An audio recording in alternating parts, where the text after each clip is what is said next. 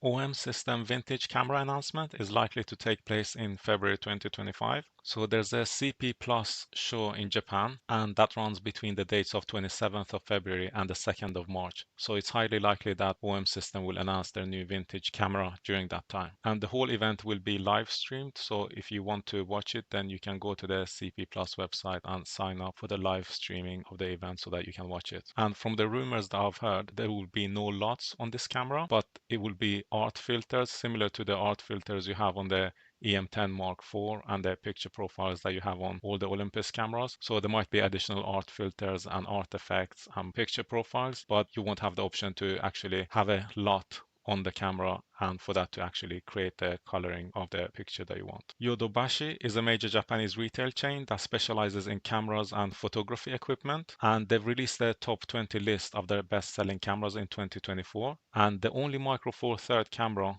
on this list was at number 20, and that camera is the Olympus Pen EP7 with the two kit lenses, and the lenses are 14 to 42 3.5 to f5.6 and the 40 to 150 f4 to f5.6. So that was the 20th best-selling camera in their stores in 2024. And this data is only based on the stores in Japan, so it's only the Japan market. They've also released a list of top 20 best-selling lenses, but there are no Micro Four Third lenses on that list. So most of them are pretty much full frame lenses for Canon or Sony. OM System Sound Recorder is the highest selling sound recorder in the Japan market. So in addition to the OM System cameras and lenses, they obviously have the audio equipment, which sometimes they advertise along the cameras, as a creator tool. And this is typically the one which you see here, the high-res audio one, which they advertise along their video work for the cameras. Zcam have also released the Zcam E2 Mark II cameras, and there are a lot of interesting things about the Mark II of this camera. So they've made a lot of changes. And one of the things about this camera is that you can actually buy it in different versions. So it comes in 3 different variations. So one with a 4/3 sensor and a Micro Four Third lens mount, and another one has a full frame sensor, and there's one with a Super 35mm sensor. So the thing with Zcams is that you can attach different type of lens mounts to it. So the lens mount is not defined by the sensor size. So they have a bunch of different lens mounts that you can get for any of their cameras, such as EF mount or PL mount or Micro Four Third. And they even have a lens mount which provides an electronic ND filter. So you have a choice of which of these lens mounts you want. But nevertheless, the camera does come with a Micro Four Third mount and a 4/3 sensor if you choose to opt for that option. So if you look at the additions, they've added 3G SDI in addition to HDMI, and now they have BNC connectors for timecode,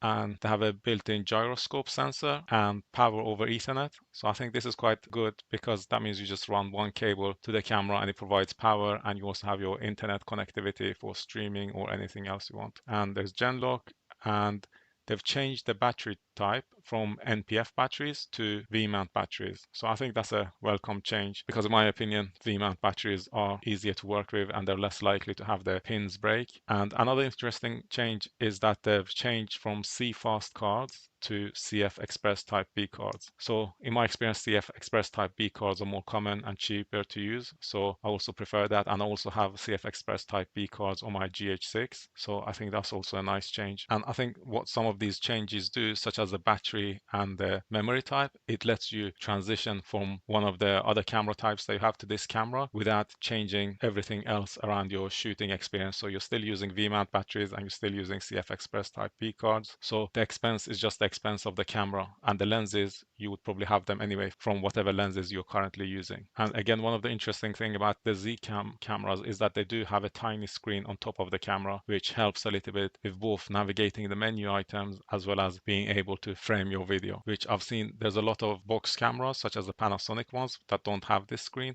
and it just makes it a little bit more difficult to work with. So I really like the Zcams in that sense. And the Zcams do support a few different types of streaming protocols such as SRT and RTMP. So on the bottom of the page, they have 3 different entries for each of the sensor sizes. So there's the full frame sensor, and you can read the spec for that in terms of what options you have in terms of frame rate and resolutions and everything else. And there's the Super 35mm and also the 4/3 sensor with the Micro Four Third mount. And one thing I didn't mention previously, there's an option to have a active locking mount for their Micro Four Third lenses. So there's two type of lens mounts that they offer. One is the normal Micro Four Third mount, and the other one is with active locking, where you twist it in so that the lens doesn't actually move at all within the mount. Alice Camera released their fourth quarter video for 2024, and one of the things they've mentioned, which I thought was interesting, is that they're spending a lot of time on firmware updates in order to be compliant with the latest Android operating system. So I think this is quite interesting because the camera has to constantly be updated in terms of firmware in order for it to be functional, because it actually communicates with the phone and it uses the phone to function. So they need to consistently keep in line with the latest operating system on phones. Now, this I think makes the whole development cycle for them a lot more work than it would be otherwise for a camera manufacturer, where everything is contained within the camera itself. But now, because it needs to communicate with another device which they don't have control over, they have to expend a lot more effort on the software development just to remain compliant with those operating systems. And I think the point of these type of cameras is that you can utilize the screen and the processing power and the wireless connectivity and internet connection of a phone in order to be able to produce cheaper cameras that can be just as functional. But what seems to be happening here is that effort and that cost is going towards software development in order to remain compliant and functional with those mobile phone operating systems. So I don't know whether the trade-off makes sense if you have to spend a lot of money on software as opposed to having to spend that money on hardware and essentially having your own screen and processor and internet connectivity. So I think in this case, gradually there will be diminishing returns on actually having this camera and